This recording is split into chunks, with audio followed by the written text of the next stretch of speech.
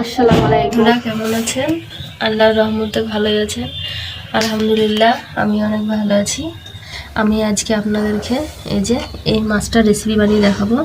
এটা খোকা ইলিশ মাছ। এখানে 4টে মাছ আছে।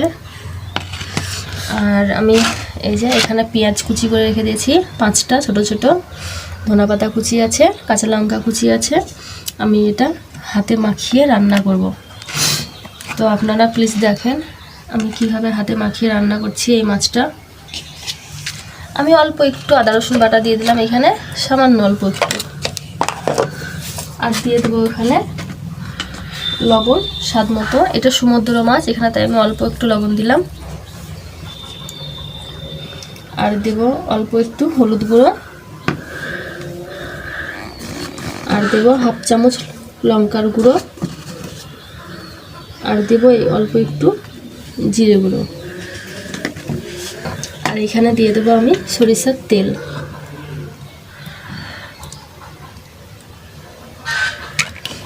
এবার এটা ভালোভাবে আমি হাতে মাখিয়ে নেব।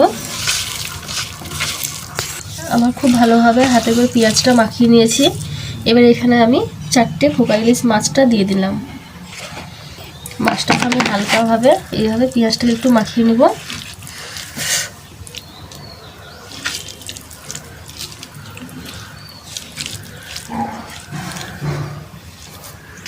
খুব ভালোভাবে এখানে পেঁয়াজটা আমি মাছটা খুব ভালোভাবে মাখিয়ে নিয়েছি। এবার আমি অল্প একটু জল দিয়ে দেবো।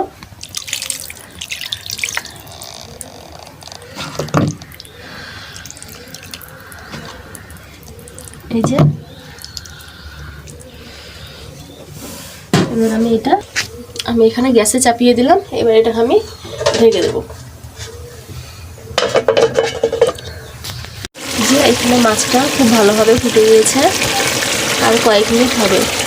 আমি আবার চাপা দিয়ে ঢেকে দিলাম। আমার এই যে মাছটা হয়ে গেছে, আমি আপনাদেরকে তুলে দেখাবো। আমি আপনাদেরকে তুলে দেখাচ্ছি। এই যে দেখতে পাচ্ছেন মাছটা কত সুন্দর পেঁয়াজ দিয়ে আমি চচ্চড়ি করেছি, একদম লাগা লাগা হয়ে। এই মাছের রেসিপিটা অনেক রকমভাবে রান্না করা যায়। এটা একটা ইলিশ মাছের মতনই স্বাদ আছে এই মাছটা। এই যে তুলে দেখাচ্ছি আপনাদেরকে।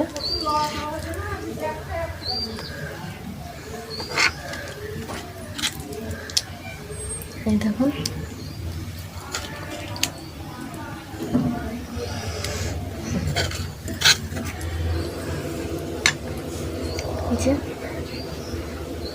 কত সুন্দর হয়েছে মাছের রেসিপিটা। সমুদ্র মাছ এইভাবে পেঁয়াজ কেটে হাতে মাখিয়ে রান্না করলে খুবই ভালো লাগে খেতে। তো আপনারা অবশ্যই এইভাবে বানিয়ে দেখবেন একবার। তো আমার ভিডিওটা যদি ভালো লেগে থাকে লাইক শেয়ার করে দিন। খোদা হাফিজ।